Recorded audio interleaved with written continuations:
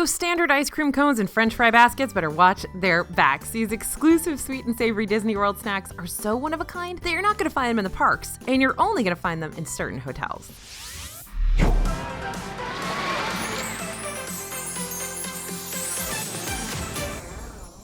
Hey everybody, it's AJ for Disney Food Blog. Now, we talked about exclusive Disney World park snacks and even exclusive snacks hanging out in Disney Springs. But the Disney World resorts are also a treasure trove of unique eats, with secret menu items, savory beignets, and drinks that'll anger tiki gods. And many of these unique eats just so happen to be my favorites of all time. But before we get started, don't worry about having to remember this entire list of goodies. We have your back. Drop us your email over at disneyfoodblog.com/resort snacks, and you're going to receive a full PDF list of everything we talk about today. That way you can easily track down these midday munchies on your next Disney World visit.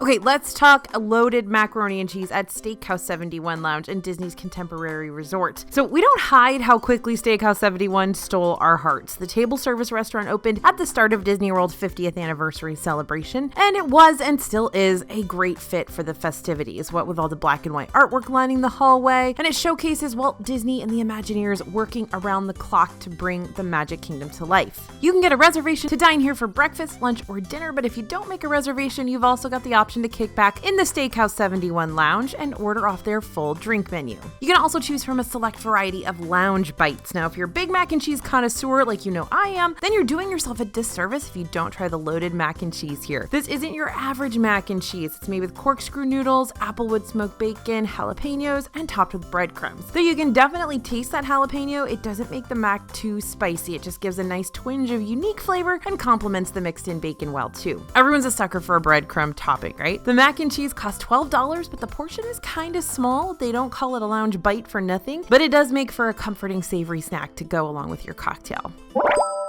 Now, I just mentioned this next one in a video a couple weeks ago, but I'm going to throw it in here again because I've never talked about it before and I think you need to know more about it. It's the Amare flatbread at Amare at the Swan Reserve Hotel. Now, this is a new hotel in Disney World property. It opened toward the end of last year. It's got a nice modern style to it with gold accents, pops of color here and there, and some new swanky places to dine like Amare. Now, Amare is the signature restaurant of the hotel, serving up Mediterranean offerings like handmade lamb dumplings, fresh Greek salads, and fried calamari.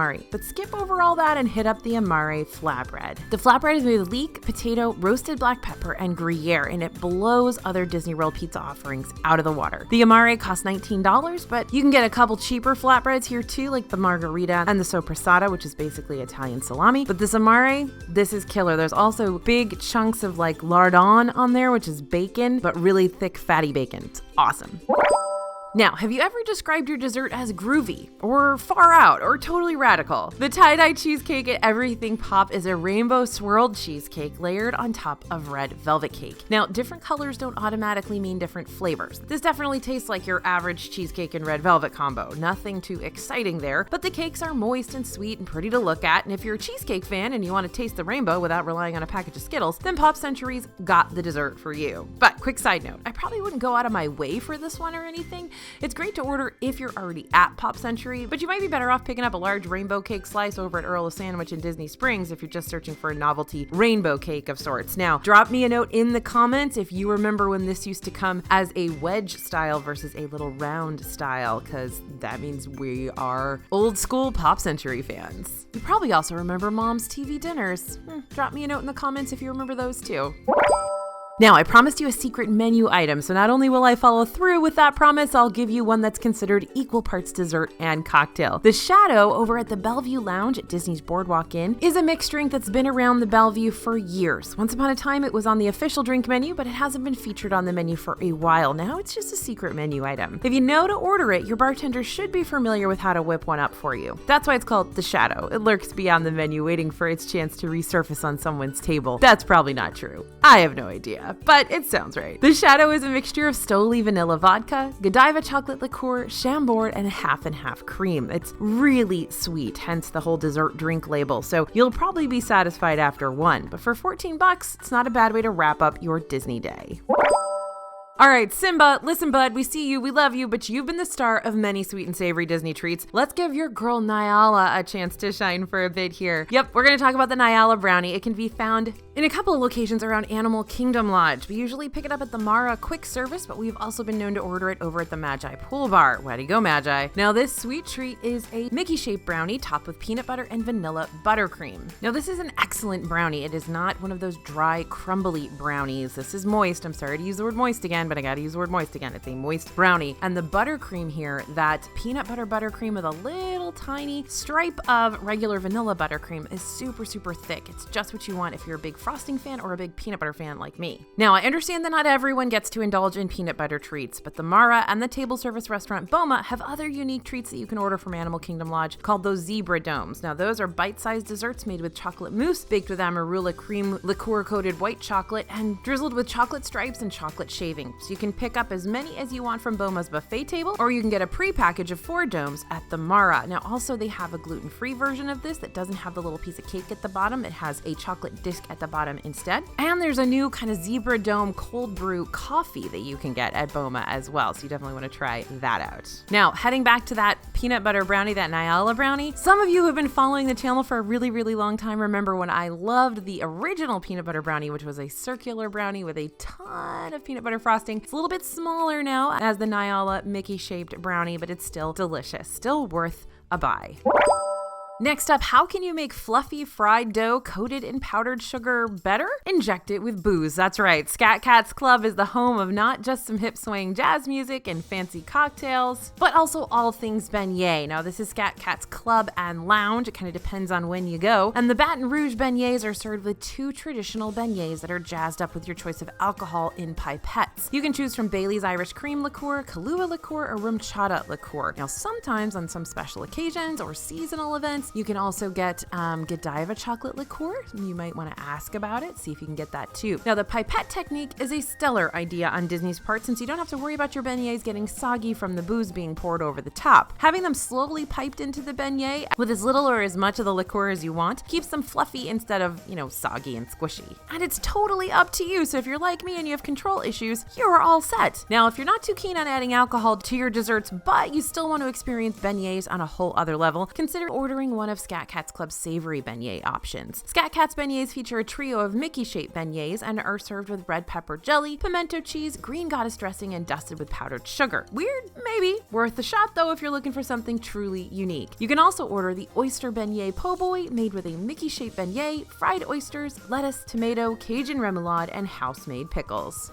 To be honest, we're probably bigger fans of the beignets with the numerous savory dipping sauces rather than the po' boy. They're just easier to eat. The oyster beignet po' boy tends to fall apart and get real messy, but the veggies on it are crisp and delish, and the Cajun remoulade gives the sandwich a nice kick because Cajun remoulade is one of the best things ever created. So if you're on the hunt for a slightly spicy snack, this might be the one for you. Okay, sorry, we couldn't turn away from peanut butter for too long on this list, so it's time to go to Beaches and Cream Soda Shop, which is our favorite spot to grab an over-the-top Disney-fied sundae. You've got so many options to choose from here, like the Snickers sundae, the Fudge Mud Slider, even the massive kitchen sink, which is made from scoops of vanilla, chocolate strawberry, cookies and cream, and mint chocolate chip. Why do they put mint chocolate chip with all those other ones? I have no idea. It doesn't make any sense to me. Maybe it does to you. And topped with literally every topping this location has to offer, including an entire can of whipped cream. Yeah, you're definitely going to have to ask for help from your pals to conquer this one. But when it comes to the sundae we come back to time and again, we always crown the MVIC, Most Valuable Ice Cream, as the No Way Jose sundae, aka the goblet filled with peanut butter. Yep, more peanut butter. And hot fudge, featuring chocolate and vanilla ice cream, peanut butter and chocolate morsels, whipped cream, and a cherry on top. It is creamy, it is delicious, it is huge, might make you sick. And if you think it might, and you're wanting to have a little more control over what's going on in that sundae, you can always order one of the old-fashioned sundaes instead. That allows you to choose your ice cream flavor, your toppings, and the size is a little smaller. All right, now we're headed over to one of my new favorite hotels. Am I willing to say that? Yeah, I'm probably willing to say that. We're talking about Sangria at 3 Bridges in Disney's Coronado Springs Resort. Not one sangria, not 2 sangrias, not even 3 sangrias. You can get 4 house-made sangrias in the Sangria Flight, featured at the 3 Bridges Bar and Grill at Lago Dorado. Now, here's a quick overview of the 4 drinks. First, you got the Rosado Rosé Sangria with flavor notes of strawberry, apricot, raspberry, and apple. You got the Tinto Red Sangria sangria that's more dry but has a hint of orange flavoring to it. Third, you're going to receive the espumoso sparkling sangria. It's a little bit peachy, a little bit lemony. And finally, you'll have the blanco white sangria, which pulls more from passion fruit and lemon flavorings. And it wouldn't be a DFB video if I didn't shout out something cheese-based. Don't worry, we've got more. The warm manchego cheese and Oaxaca cheese dip available on the spreadable, dippable, shareable portion of the Three Bridges menu, which is great. Why doesn't every menu have a shreddable, dippable, shareable portion of it? The cheese comes with a side of tortilla chips, and it is literally heaven in a bowl. When served, it comes drizzled with fresh squeezed lime, which complements that heat and smoke from the chorizo as well. Okay, say it with me. Oa.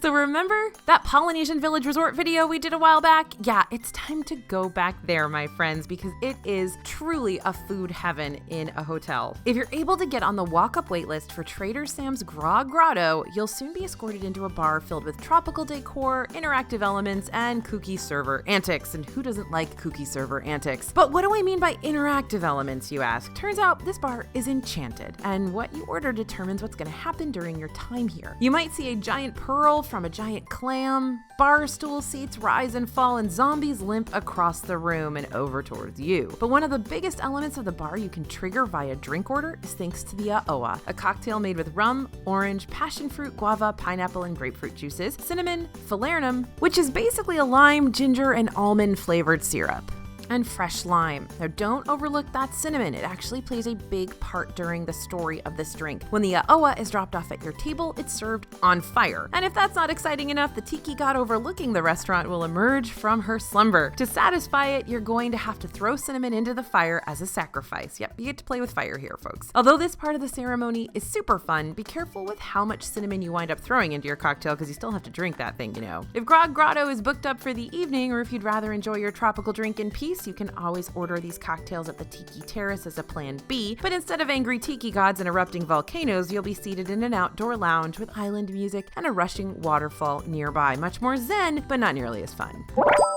Okay, this next one is super fun, and you guys might hate it, but I think it's the best. Nothing screams dessert like an order of fried chicken, mashed potatoes, and peas and carrots, right? Right. Confused? You won't be after visiting P&J's Southern Takeout, which a lot of you probably don't even know what that is, right? Well, it's at Disney's Fort Wilderness Resort. P&J's is a nice selection of unique desserts for on-the-go snackers like the Campfire S'mores Cupcake and the Hot Campfire S'mores Latte. But the Chicken Dinner Cupcake Trio, which came in with the 50th anniversary celebration for Walt Disney World, is one of those desserts that is more for haha, there's a chicken leg on my cupcake factor rather than the holy cow, this is the best thing I've ever tasted in my life factor, which clearly I like the chicken leg factor better. Like I mentioned before, this one has toppings that look like what you'd normally find on your dinner plate. The fried chicken is an apple fritter vanilla buttercream cupcake. The peas and carrots have M&M minis as the peas, and the mock mashed potatoes feature a Snickers mousse cupcake with caramel buttercream gravy and a yellow starburst for the butter. So dig in.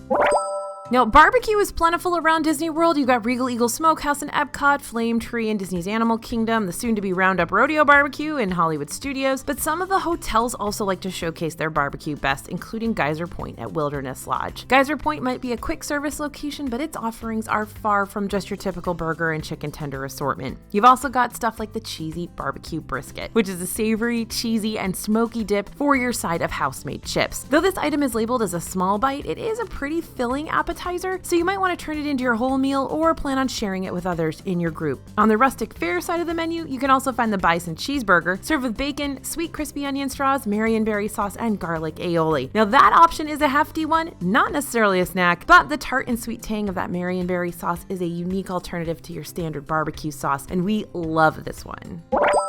Okay, next we're going to talk about some shrimp fritters at Gurgling Suitcase in Disney's Old Key West Resort. I know, coming out of nowhere, right? Shrimp fritters don't sound like the most exciting treat out there, and to be fair, they're not, but that doesn't mean they can't become one of your new savory favorites on property. The shrimp fritters here are made with sweet cornbread, chopped shrimp, and a mix of herbs and spices, all served with a honey mustard sauce on the side. They're crunchy on the outside, fluffy on the inside, just the combo you crave when you're ordering a savory snack. Now, bonus fritter alert. If you are a fritter fiend, then you might want to look into the Mardi Gras fritters over at Scat Cats Club too. Sorry, backtracking for a sec here, just thought they were worth a mention. The Mardi Gras fritters are made with house-made pimento cheese and served with a side of pepper jelly. Sounds absolutely phenomenal.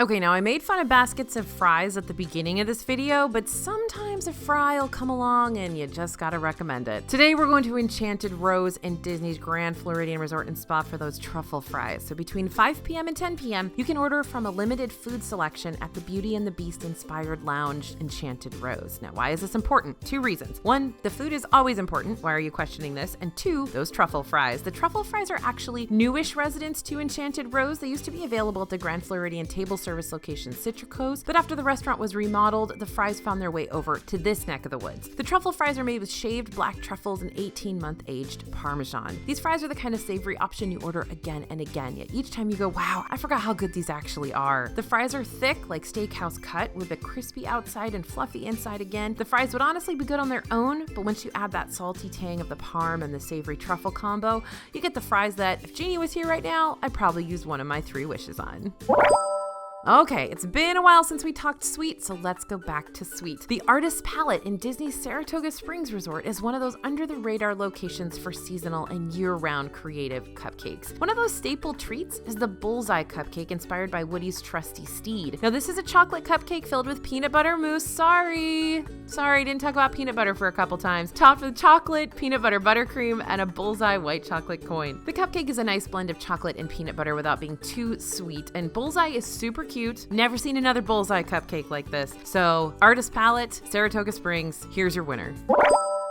Okay, next on our list, we're going back to Disney's Polynesian Village Resort for those Ohana stir-fry noodles. Of course, I had to talk about them. They're considered a side at the Ohana restaurant, but for many, including myself, they upstage some of the entrees and become the star of the meal. These are savory, salty, just a little bit sweet. If you want to grab Ohana noodles, and only Ohana noodles though, without having to pay for an entire prefix meal, check and see if they're available at Tambu Lounge when you're there. They may not be directly listed on the menu, but Tambu Lounge will often serve these noodles from the Ohana restaurant after 4 p.m. if you ask. And you know what other side option tries to take the main stage as the star of the Ohana meal? That's right, the bread pudding made a la mode with homemade dripping glorious caramel sauce. Okay, one more Polynesian snack and then I swear I'll move on. I just have to shout out the Tonga Toast real quick, which can be found at both Captain Cook's and Kona Cafe. The Tonga Toast is a banana-stuffed sourdough bread, battered, deep-fried, and dusted with cinnamon sugar, then served with bacon or sausage. Now, the main ingredients of the Tonga Toast at both locations are pretty much the same, but you will get it served with a thick strawberry compote sauce over at Kona Cafe. Is that worth an extra $6?